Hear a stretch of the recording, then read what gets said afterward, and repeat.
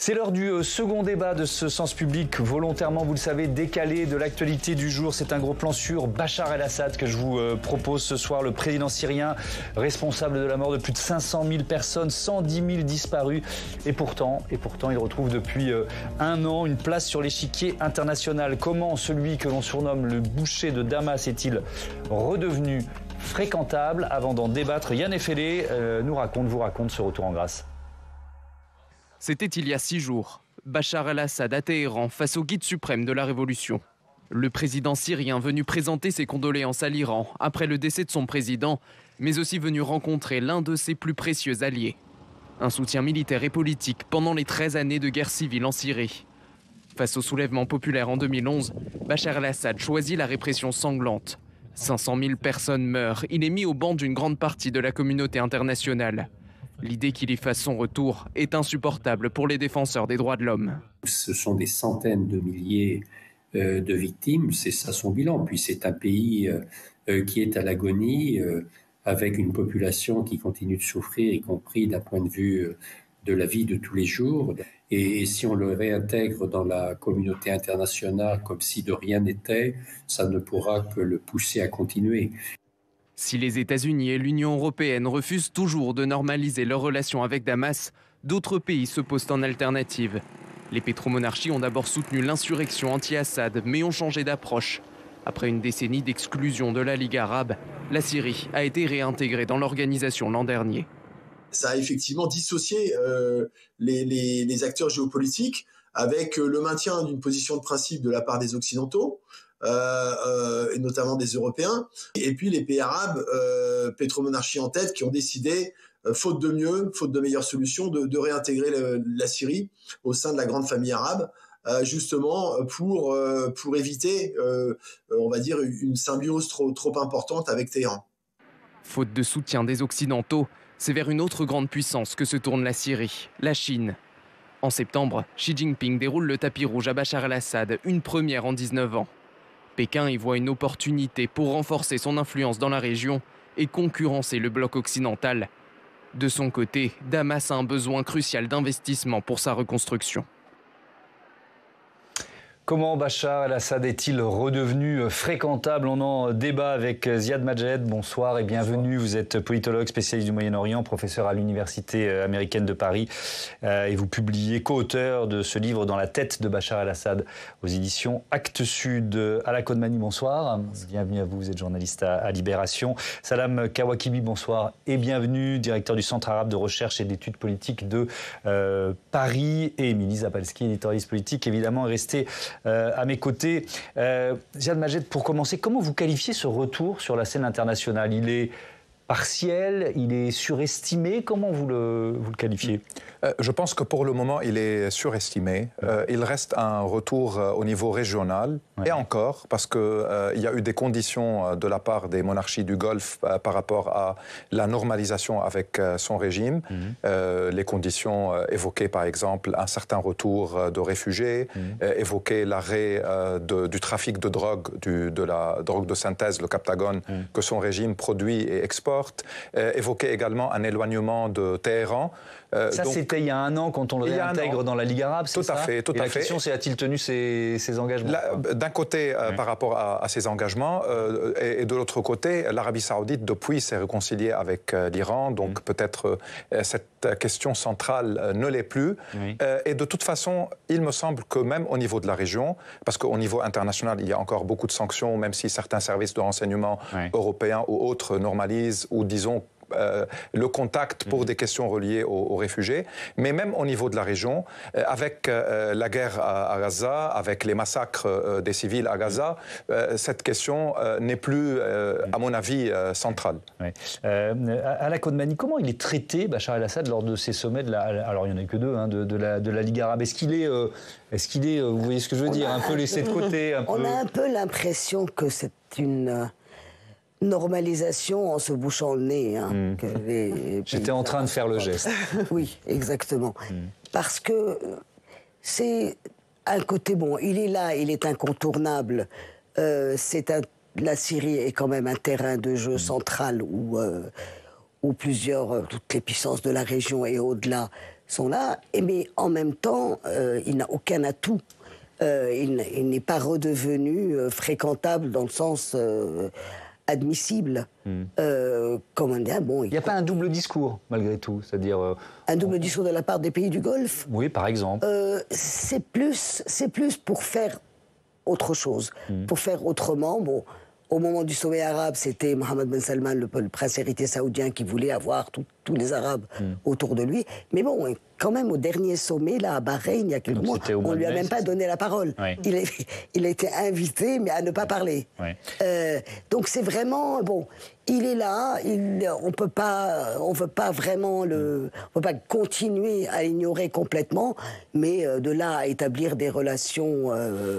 vraiment comme avant, on en est encore très loin. Votre avis là-dessus, Salam Kawakibi, peut-être parce que bon, nous évidemment on va mettre en avant, et à juste titre, la répression, le caractère dictatorial du régime. Est-ce que c'est forcément un argument pour d'autres pays qui participent à ces réunions de la Ligue arabe? Surtout pas, parce que la majorité des pays arabes qui ont prétendu soutenir la révolution, ils l'ont soutenue juste pour des raisons politicienne qui les lie à Bachar, une ancienne alliance qui s'est fissurée et ils voulaient se venger. Ils n'ont jamais soutenu la révolution d'un point de vue idéologique où ils ne partageaient pas les valeurs ni les principes de la révolution, notamment l'Arabie saoudite et les Émirats arabes unis. Et l'ensemble des pays arabes sont des dictatures. L'ensemble, sans exception presque aucune. Alors, ce n'est pas un régime très différent de la nature de leur régime même. Bon, il a tué beaucoup plus parce que c'était les circonstances. Eux, si on les oblige, ils vont faire du même. Rien n'empêchera Sisi de faire du même s'il est face à une rébellion populaire massive. En Égypte, donc. En Égypte. Ainsi, l'Occident, il se conforte avec les pays autoritaires. Parce qu'il garde ses frontières, il empêche l'immigration, il garde la stabilité soi-disant, et il combat le terrorisme soi-disant aussi. Et les pays occidentaux, maintenant, il y a 8 pays européens qui n'ont jamais appliqué les résolutions de l'Union européenne, ni boycott, ils ont gardé toujours leurs ambassades, et même la Tchéquie, elle a gardé son ambassadeur. En Syrie. En Syrie. Oui.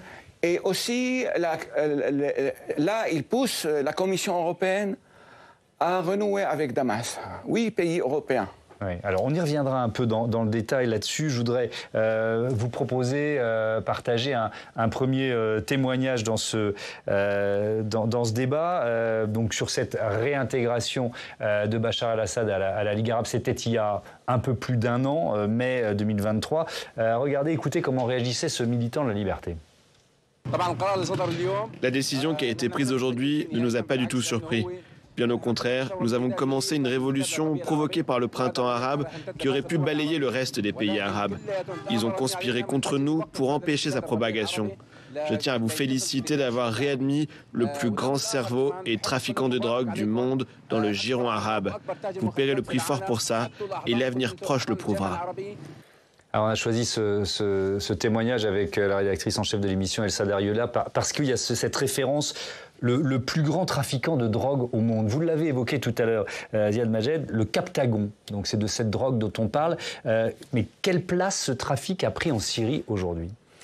Depuis des années déjà, et pas seulement maintenant, l'une des sources principales de revenus du régime syrien, qui est sous sanction internationale et qui a détruit le pays en bombardant les espaces urbains, en brûlant les champs agricoles, en déplaçant 7 millions de Syriens à l'intérieur du pays et à peu près 7 millions aussi en tant que réfugiés à l'extérieur du pays. Donc ce qui lui reste au niveau de la gestion, c'est plutôt une structure économique mafieuse dans laquelle le Captagon joue un rôle important. Il est exporté vers les monarchies du Golfe à travers la frontière jordanienne, d'où d'ailleurs les grandes tensions pendant un moment avec la Jordanie qui a été jusqu'à bombarder des positions à l'intérieur de la Syrie par rapport à ce trafic spécifiquement. Donc c'est vrai qu'au niveau de l'économie, le Captagon est très important et il y a des études qui montrent qu'il est peut-être la première source même de revenus du régime.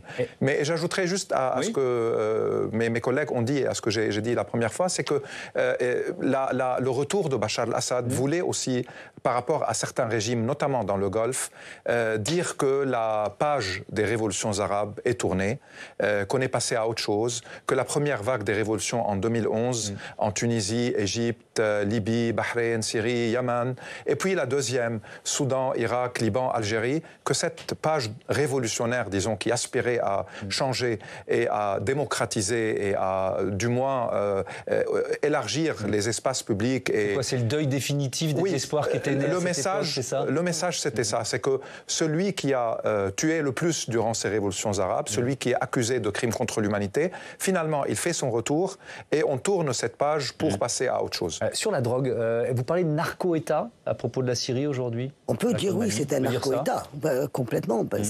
Bon, comme l'a rappelé Ziad Majed, c'est une ressource essentielle, c'est une production locale. C'est pas juste, on fait pas.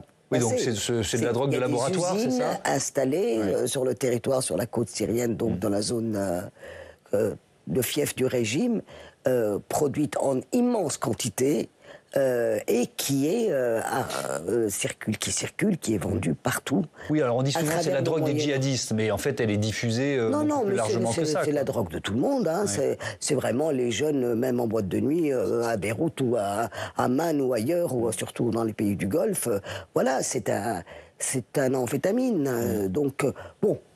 Certains vous diront c'est une petite drogue, sauf je crois que c'est une drogue où il y a une accoutumance très forte et donc les gens deviennent complètes.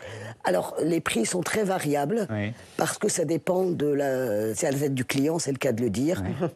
Ça dépend du pays et de la clientèle. Exactement. Donc à Beyrouth, je crois que c'est $2 le cachet, mais à Riyad, ça atteint $15. D'accord. Donc c'est vraiment c'est à la tête du client selon ses moyens. Salam Kawhibi, est-ce que c'est une cause, on a un peu évoqué ça tout à l'heure, est-ce que c'est une cause de friction entre Bachar el-Assad et ses voisins, la diffusion finalement de cette drogue dans la région ? Il a utilisé notamment pour faire pression sur ses voisins. Oui. Et même pendant qu'il était au sommet arabe, il y a un an, les Jordaniens, ils ont arrêté des camions qui transportaient du Captagon. Alors, le Captagon aussi, il a fait des misères en Jordanie. Il y a 2 hôpitaux qui ont été seulement consacrés à traiter les jeunes Jordaniens qui souffrent de cette drogue très peu chère et qui a été produite pas seulement dans la zone côtière, parce qu'en Syrie, il y avait une industrie pharmaceutique assez développée avant 2010. La plupart des usines de médicaments ont été transformées en usines pour fabriquer le Captagon. Au moins une ligne de production a été consacrée au Captagon. Et le Captagon n'a pas seulement atteint les pays du Golfe. Et récemment, les Italiens, ils ont arrêté des bateaux en Sardaigne avec du Captagon syrien. En Allemagne même. Et malheureusement, la presse occidentale, elle parlait du Captagon exporté par les djihadistes. Ce qui n'est pas du tout le cas, parce que le port de l'attaquer, ce n'est pas les djihadistes qui le contrôlent. Donc, ce que j'entends dans l'intervention, et je vous redonne la parole, Ziad Majed, c'est devenu un enjeu de santé publique pour beaucoup de pays, notamment les plus proches de la Syrie aujourd'hui. Oui, de santé publique, de souveraineté aussi, parce qu'il y a un régime qui considère qu'il peut exporter chez eux tout ce qu'il souhaite. Et en plus, les méthodes d'exportation, ça peut être des camions, c'est à part le port de l'Ataquié, mais parfois c'est dans des fruits, dans des pastèques. Donc ça devient une question... Par des drones. Exactement, des livraisons par drone. Donc c'est assez sophistiqué et ça touche plusieurs secteurs, y compris le secteur agricole dans ce sens-là, ce qui fait que pour eux, c'est une question sécuritaire aussi, et pas seulement de santé ou de souveraineté, bien que la souveraineté pour eux, dans ce sens-là, est très importante. Alors voilà pour ce chapitre consacré au narco-État qui est devenu la Syrie. On va parler de la situation militaire tout de suite avec Samia Dechir. On est 13 ans après le début du conflit. Rebonsoir Samia, on va essayer de voir avec vous où en est la Syrie. Tout simplement, question, est-ce toujours un pays en guerre ? Oui Thomas, aujourd'hui le régime de Bachar el-Assad, il contrôle à peu près 70% du territoire syrien, soit les 2/3 de la population. C'est cette zone qu'on peut voir en orange sur cette carte, mais le pays il reste partitionné. Le nord-est, pour faire dans les grandes lignes, il est contrôlé par les forces kurdes, c'est la zone qu'on voit donc en jaune sur la carte. Et puis il y a une partie du nord qui est contrôlée par l'armée turque, donc les deux zones qu'on peut voir en gris-bleu sur le nord de cette carte. Et puis il reste une poche de résistance ici autour de la ville d'Idleb, qui est sous le contrôle de groupes rebelles et d'organisations djihadistes. Une poche de résistance qui compte tout de même 4 millions de personnes. Et puis enfin, il y a l'État islamique, on s'en souvient, qui avait établi son califat à cheval sur l'Irak et la Syrie en 2014, qui a été défait en 2019. Mais Daesh reste actif et en Syrie, le groupe s'est replié sur le désert syrien, en fait, sur cette petite zone qu'on peut voir un peu grisée ici. Et il reste très actif dans cette zone qui se situe donc sous la ville de Deir ez-Zor. Est-ce qu'il y a encore des combats aujourd'hui ? Oui, les combats n'ont pas cessé, Thomas, entre toutes ces parties. Le régime, d'abord, mène toujours des frappes aériennes, donc dans la zone qui est contrôlée par l'État islamique, et puis aussi sur la province rebelle autour d'Idlib. L'État islamique, évidemment, continue aussi de mener des attaques. Et puis à tout cela s'ajoutent désormais des frappes israéliennes sur la Syrie, qui visent en fait des groupes pro-iraniens présents sur le territoire. On voit ici les images des dégâts d'une frappe sur Damas en février, et puis la toute dernière frappe israélienne sur la Syrie, elle a fait 16 morts. C'était dans la nuit de dimanche à lundi, près d'Alep. Alors toutes ces violences, évidemment, elles continuent malheureusement de faire des victimes civiles, alors que c'est un pays qui, je rappelle, a déjà payé un très lourd tribut. Depuis le début du conflit, on compte plus d'1 million de morts, un demi-million de morts en 13 ans. Et la répression du régime, il faut quand même le rappeler, reste très forte. On estime aujourd'hui que 100 000 personnes sont toujours détenues arbitrairement en Syrie. Et malgré cette terreur, il y a encore une partie de la population qui manifeste, qui résiste ? Oui, malgré tous ces risques, il y a encore des manifestations en Syrie. Les gens continuent de descendre dans la rue. Il y a d'ailleurs eu un mouvement assez important fin 2023 dans le sud du pays. Ces images qu'on peut voir, elles ont été tournées en octobre dernier dans la ville de Soueïda. Au départ, c'était des manifestations qui étaient contre le coût de la vie. Et puis les manifestants, pendant plusieurs semaines, ils ont aussi réclamé l'application d'une résolution de l'ONU. Une résolution qui prévoit normalement des élections libres et transparentes en Syrie, jamais appliquée, alors que Bachar el-Assad a été réélu, je rappelle, en 2021 pour 7 ans dans un scrutin qui était organisé en dehors du processus de réconciliation politique prévu par les Nations Unies. Et cela fait maintenant 24 ans qu'il est au pouvoir en Syrie. Merci beaucoup, Samia, pour toutes ces informations. Ziad Majed, est-ce que c'est un conflit gelé, ou est-ce que les zones qu'on vient de voir, le pouvoir de Bachar el-Assad, est-ce qu'il réussit à reprendre du terrain petit à petit ? Non, depuis 2019, il n'y a pas eu beaucoup de changements au niveau territorial. Donc le pays, comme le montre votre carte, est toujours fragmenté, divisé, ce qui permet à Bachar el-Assad de contrôler entre 65 et 70% du territoire. C'est surtout les deux occupations russes et iraniennes, puisque c'est la Russie en 2015 qui l'a sauvé, après que l'Iran avait non seulement mobilisé ses alliés de la région, y compris le puissant Hezbollah libanais, mais même à dépêcher des gardiens de la révolution. Donc il tient cette partie de la Syrie surtout grâce aux occupations. Et puis sur le reste du pays, il y a également d'autres occupations. Et comme il a été dit, il y a des groupes différents. On qualifie aujourd'hui à basse, à moyenne intensité les combats ou les bombardements, mais il y a toujours des morts civiles qui sont souvent victimes des bombardements du régime syrien dans la région de Idlib et ailleurs. Il y a des disparus, il y a des tortures, il y a des personnes qui meurent en détention et il y a une guerre aussi entre Israël et l'Iran et Hezbollah sur le sol syrien, ce qui montre aussi que même dans les territoires que contrôle le régime, il n'a pas de souveraineté et pas de capacité, si vous voulez, à gérer toutes les questions sécuritaires et politiques. Oui, à la Kodmani, sur les réfugiés, donc on entendait tout à l'heure, il y a 7 millions de réfugiés à l'intérieur du pays, c'est ça ? Il y en a presque autant qui ont fui la Syrie. C'est une question qui est très générale, mais dans quelles conditions vivent-ils aujourd'hui ? C'est quoi l'obsession, c'est de quitter le pays ? Qu'est-ce qu'on peut en dire ? Les déplacés, oui, les déplacés à l'intérieur du pays, oui, se sont installés un petit peu partout, dans des conditions souvent qu'on a parlé de Idlib, où il y avait 1 million d'habitants, maintenant il y en a 5 millions qui sont essentiellement dans des tentes, etc. Mais compte tenu de la situation tout à fait catastrophique, notamment économiquement, dans le pays. Il n'y a pas de ressources. Les gens sont vraiment... les prix sont complètement délirants pour la population. Et tout cette espèce d'enfermement à la fois politique et économique fait qu'aujourd'hui, on a encore plein de Syriens qui veulent repartir, qui voudraient partir du pays, quitter le pays. Et ils passent par les passeurs quand ils en ont les moyens, que ce soit à travers le Liban ou à travers la Turquie.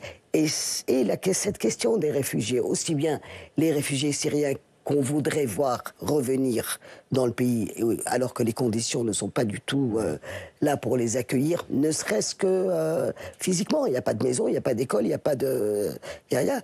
Et puis, mais en même temps, entre ceux qui veulent revenir et ceux qui veulent partir, il y en a beaucoup plus qui, aujourd'hui, voudraient quitter la Syrie.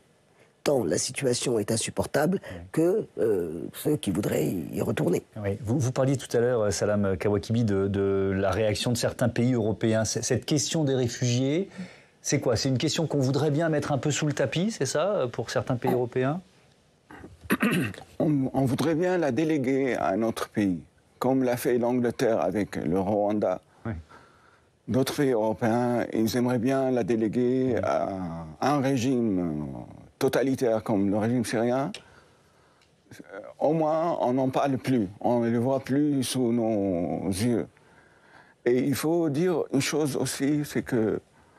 Je vous laisse reprendre votre souffle. Ziad Majed, c'est un levier, parce qu'on se pose aussi la question du pouvoir réel de Bachar al-Assad dans ce débat.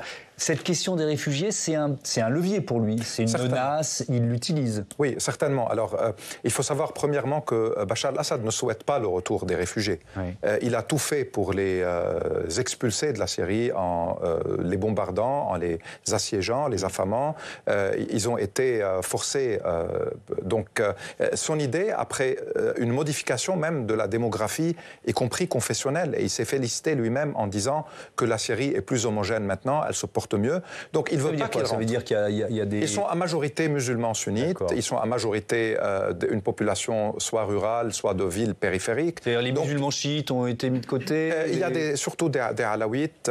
Il y a la Syrie comme le Liban, c'est des pays où la diversité sociale et confessionnelle est très importante. Et le régime a toujours instrumentalisé cette question-là pour pouvoir dominer. Donc il y a un phénomène démographique. Il ne veut pas qu'ils rentrent, mais en même temps, il veut les utiliser pour dire que si vous payez, si vous normalisez, si vous investissez, je peux accepter un retour sans véritablement le vouloir. Et peut-être Salam pourrait maintenant... Je vous laisse conclure. Le régime utilise les deux éléments, le Captagon et les réfugiés, comme un dossier de négociation. Ouais. Une sorte de chantage. Chantage avec les pays voisins et la communauté internationale. Et il n'a pas de gêne à le dire explicitement. Quand il parle des réfugiés, il a organisé avec l'aide de la Russie une conférence internationale à Damas pour le retour des réfugiés. C'était une mascarade, mais tout le monde avait compris que c'était pour juste envoyer des messages aux pays occidentaux. J'ajouterais une chose très importante, c'est qu'au début de la révolution, bien entendu, chaque révolution, elle n'attire pas la majorité de la population. Il y a 30-40% dans les meilleurs des cas qui croient à une révolution, même pour la liberté. Et au début de la révolution, on parlait de ce socle social qui prête allégeance encore au régime. Ce socle social n'existe plus. En réalité, il n'existe plus, même au sein de sa propre communauté. Donc le régime ne tient plus que par la terreur, en fait? Que par la terreur et par l'occupation internationale étrangère. Oui. Oui, vous le dites, c'est du chantage qu'il fait avec les réfugiés, le Captagon, mais on sent bien qu'en face, l'Occident, elle est bien démunie face à ces dictatures, parce que quelque part, justement, pour ces questions-là, on est obligé de négocier. Parfois, c'est des intérêts économiques, je pense à la Chine, des intérêts géopolitiques. On a quand même, pendant un certain temps, travaillé avec Poutine. En fait, ce que je veux dire, c'est que finalement, nos velléités de démocratie et d'installer ça ailleurs, on voit que ça a des limites, on n'y arrive pas, et en face, on a un mur de pays autoritaires et dictateurs qui, quelque part, arrivent très bien à prospérer par la terreur, mais en tout cas, il se développe. Avec peut-être un élément à la Kodmani, qui est la question de l'État islamique. Là aussi, c'est peut-être une raison pour laquelle certains pays occidentaux maintiennent un lien, alors évidemment discret, avec le régime de Bachar. Ça a été le grand argument. Bien sûr.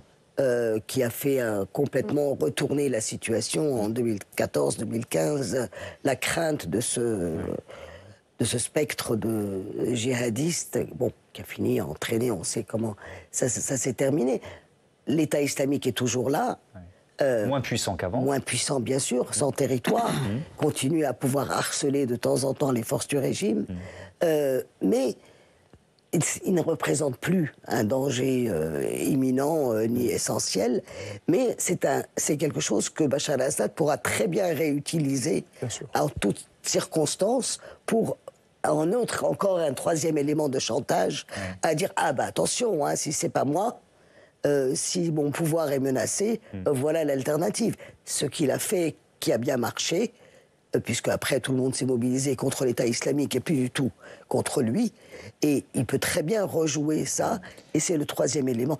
C'est le terme de régime mafieux est, je crois, vraiment le plus approprié, parce que c'est vraiment une mafia qui peut se servir de tous les leviers sans aucune retenue. Oui, alors je voudrais qu'on parle évidemment de la répression, de la torture, et je vous propose d'entendre un ancien prisonnier aujourd'hui en exil, torture omniprésente, dit-il.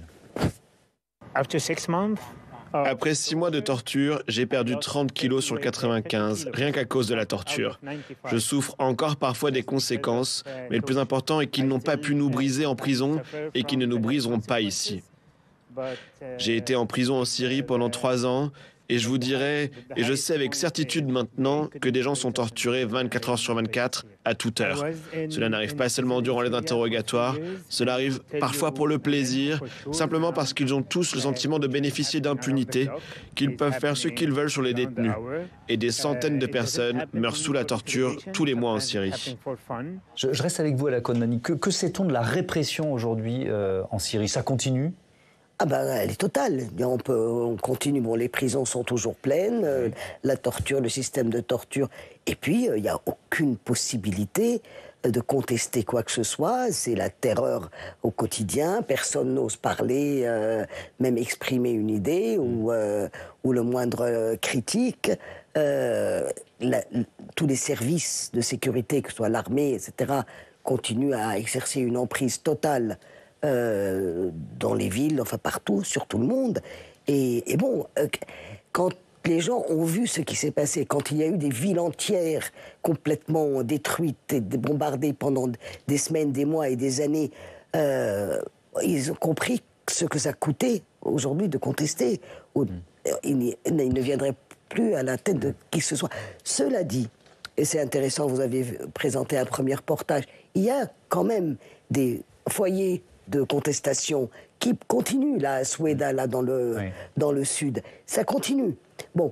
Le régime n'ose pas trop approcher parce qu'apparemment, les Russes ne veulent pas de répression ici. Les Russes jouent un petit jeu là. Et puis, c'est périphérique, on n'entend pas beaucoup parler. Mais l'esprit de contestation est aussi dans le nord, où on assiste depuis quelques semaines. Le Nord, cette partie rebelle donc, qui est aux mains d'une faction islamiste extrémiste, et la population est en train de se manifester contre ce mouvement djihadiste, ce mouvement qui a toute son emprise sur cette région. L'esprit de contestation n'est pas mort, mais c'est vrai que c'est trop coûteux et le système de terreur et de répression est encore complètement verrouillé. Et il faut évidemment saluer le courage il y a beaucoup de femmes d'ailleurs dans les images qu'on a vues, de celles et ceux qui osent manifester. 13 ans de guerre, 500 000 morts, 110 000 disparus, et peut-être que ces chiffres sont un peu sous-estimés. Ziad Majed, vous avez un peu répondu à la question, mais comment peuvent-ils oser encore manifester? Vous voyez ce que je veux dire? Oui. Alors, comme l'a expliqué Hala Koudmani, il y a toujours une certaine volonté chez une partie des Syriens, pour ne pas généraliser, de rejeter une défaite de la révolution et pour ne pas accepter des structures autoritaires qui les étouffent éternellement, parce que l'un des slogans du régime, et ça rime en arabe, Assad il al-Abad, Assad pour l'éternité. Donc on finit avec la temporalité politique et de père en fils, d'ailleurs il a nommé son fils Hafez comme son père, donc pour montrer que nous sommes là pour l'éternité. Et il est très intéressant de voir qu'à Edley par exemple, on met son portrait avec le portrait d'un chef islamiste, djihadiste local qui contrôle une grande partie de la zone, pour dire que nous refusons toute volonté d'imposer un totalitarisme, qu'il soit celui des Assad ou de ce groupe-là, du groupe Fatah Sham. Donc la région de Souaïda dans le sud également a connu un très grand mouvement de mobilisation. Et puis il y a tout le travail qui se fait par des Syriens à l'intérieur comme à l'extérieur, de documentation, de préservation des récits, des archives, le travail juridique qui se fait pour poursuivre les criminels de guerre et les accusés de crimes contre l'humanité. Mais le régime aujourd'hui n'a que les occupations, Salam l'a rappelé, les occupations russes et iraniennes, et la terreur, le système carcéral. C'est là où il a toujours excellé, dans la torture, pour briser l'âme des Syriens et pour paralyser aussi la société. Parce que les 110 000 détenus ou disparus, ils ont des familles qui parfois préfèrent ne pas être actives politiquement pour espérer qu'un jour les leurs vont être libérés. Donc il tient cela aussi pour paralyser la société. Et encore une fois, il excelle dans tout ce jeu de chantage en torturant, en tuant, en vendant de la drogue, en se disant soit nous, soit les Daesh ou l'État islamique, ce qui n'a d'ailleurs jamais été le cas, que dans certains esprits, peut-être en Occident, et souvent chez des propagandistes du régime syrien, qui voulaient à tout prix convaincre l'opinion publique que c'est soit Assad, soit les djihadistes. On va parler des relations entre la Syrie de Bachar el-Assad et la France. Avec vous, Émilie Zapalski, on commence par un retour en arrière historique. Vous êtes intéressé au retour en grâce de Bachar el-Assad. En 2008, Nicolas Sarkozy est aux manettes, retour qui n'a pas duré? Non, c'est ce qu'on appelle une belle erreur d'appréciation, ou bien s'agit-il d'une simple naïveté, ou peut-être d'un péché d'orgueil. Toujours est-il que oui, peu de temps après son élection, Nicolas Sarkozy décide de prendre le contre-pied de son prédécesseur Jacques Chirac. Il décide de renouer avec le président syrien. Pour Jacques Chirac, c'est un ennemi depuis l'assassinat attribué à ses services de l'ex-premier ministre libanais Rafik Hariri. Alors le but de Nicolas Sarkozy dans cette démarche, ce rapprochement, c'était d'essayer d'obtenir plusieurs choses de la part du Syrien.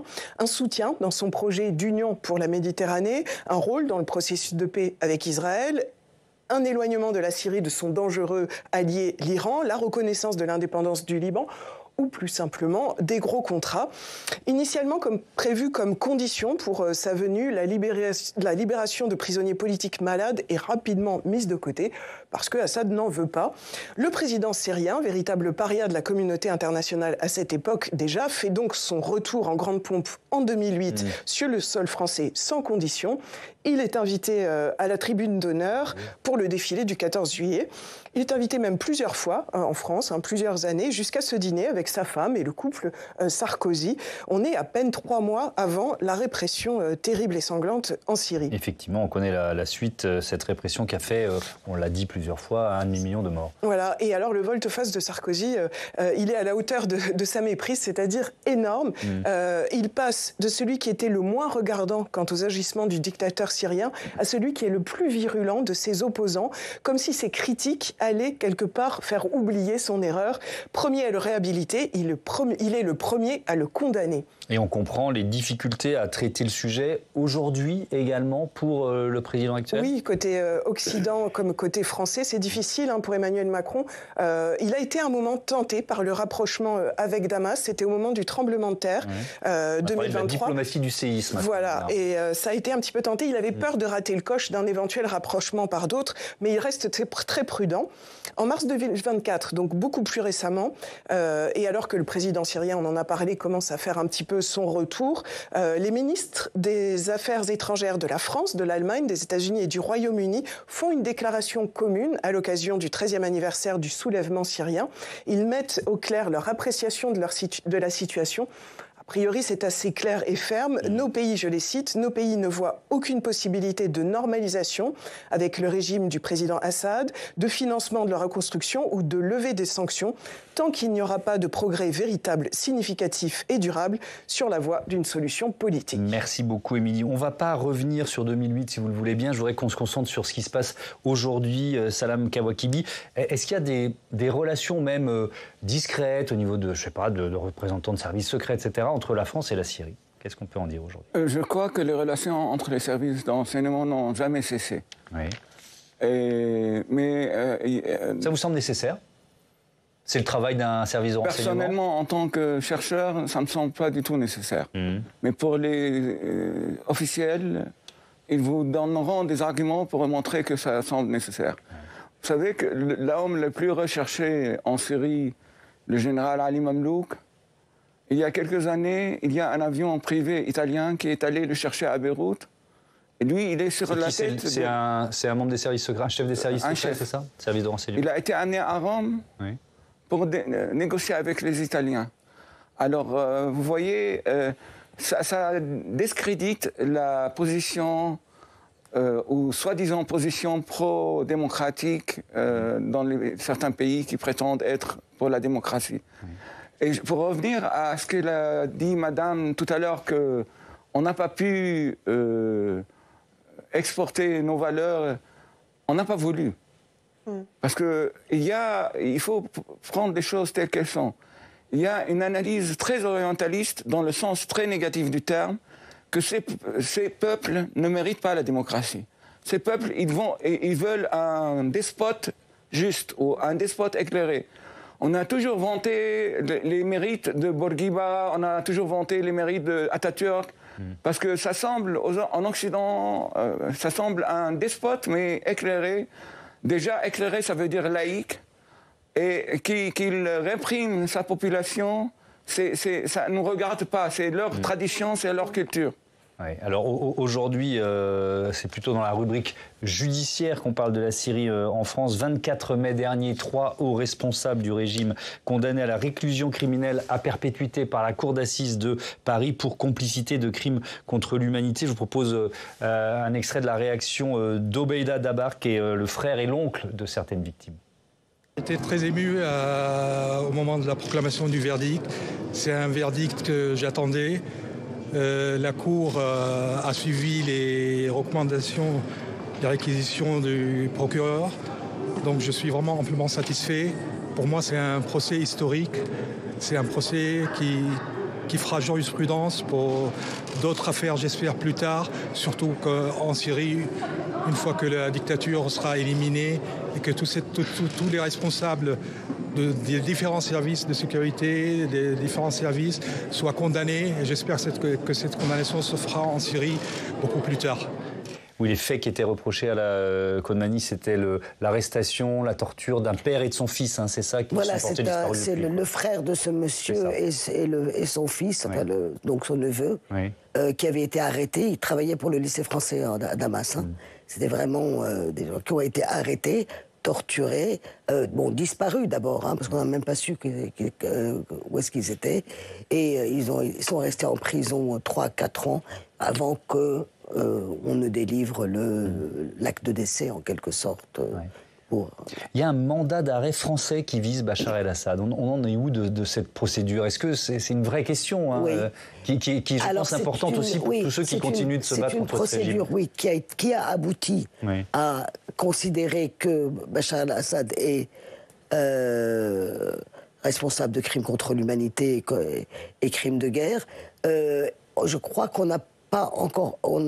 Il y a eu un blocage ou une complication judiciaire, je ne saurais pas bien, tu pourrais l'expliquer, qui fait qu'il n'y a pas eu de mandat international comme c'est le cas, par exemple, pour Poutine, où il n'y a pas eu délivrance d'un mandat international d'arrêt qui pourrait l'empêcher, par exemple, de voyager, comme c'est le cas de Poutine, ce qui ne l'empêche pas de voyager, d'ailleurs. Oui, oui c'est vrai, accessoirement. Non, tout à fait. Comme le rappelait Hala Koudmani, la question qui s'oppose par rapport à l'impunité du régime syrien, et qui est aussi un grand problème dans toute la région, l'impunité d'Israël, l'impunité du régime syrien, l'impunité de plusieurs régimes arabes, c'est qu'il faut que la CPI ou la Cour internationale de justice puisse agir. Ouais. Dans le cas syrien, étant donné que ce n'est pas la CPI ni la CIG qui est en train d'agir, ce sont des Cour internationale de justice et Cour pénale internationale, ce sont donc des gouvernements, des pays comme la France, puisqu'il s'agit là de ressortissants franco-syriens,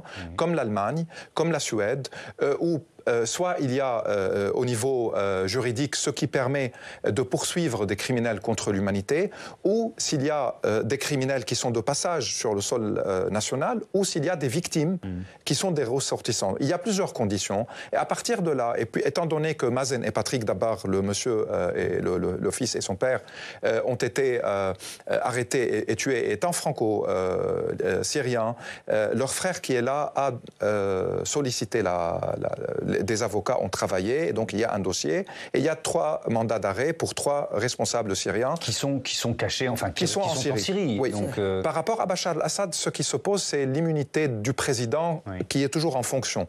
Donc il y a encore des obstacles par rapport à la justice française pour que ce mandat d'arrêt soit applicable, si vous voulez. Mais le travail des Syriens, et la documentation de tous les crimes de guerre et de crimes contre l'humanité permet aujourd'hui dans plusieurs pays européens de poursuivre des criminels de guerre en Syrie, en attendant un jour que la justice internationale, bloquée par le Conseil de sécurité où la Russie émet souvent son veto pour protéger le régime syrien, exactement comme les États-Unis protègent Israël. Donc il y a ces enjeux des relations internationales qui pèsent sur la région et sur la Syrie. Alors les symboles ont beaucoup d'importance en politique et en diplomatie, mais Salam Kawakibi, une condamnation comme celle-là, elle est juste symbolique pour l'instant ?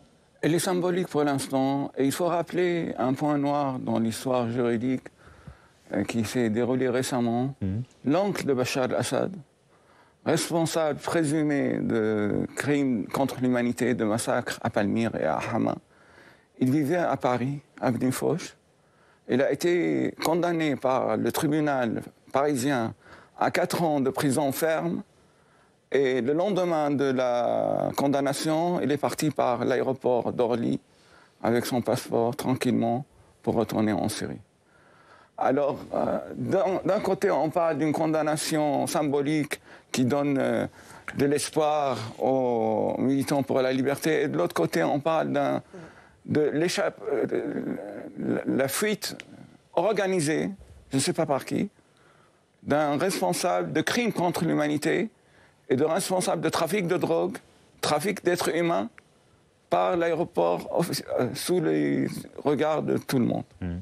Ça reste quand même quelque chose qui pousse les gens à être très dubitatifs par rapport à ces résolutions. Merci beaucoup, c'est la fin de ce débat. Merci d'y avoir participé. Je vais rappeler le titre de vos livres. Ziad Majed, je commence avec vous, Dans la tête de Bachar el-Assad, aux éditions Actes Sud, et Hala Koudmani, on vous lit dans le quotidien Libération, évidemment, et avec passion et intérêt. Merci à tous d'avoir participé à ce débat. Je vous dis à demain pour un nouveau numéro de Sens Public qui sera exclusivement consacré aux enjeux des élections européenne, et aussi à la prise de parole d'Emmanuel Macron à la télévision à 20h. Notez qu'Oriane Mancini reçoit notamment l'historien Vincent Duclerc demain pour les commémorations des 80 ans du débarquement.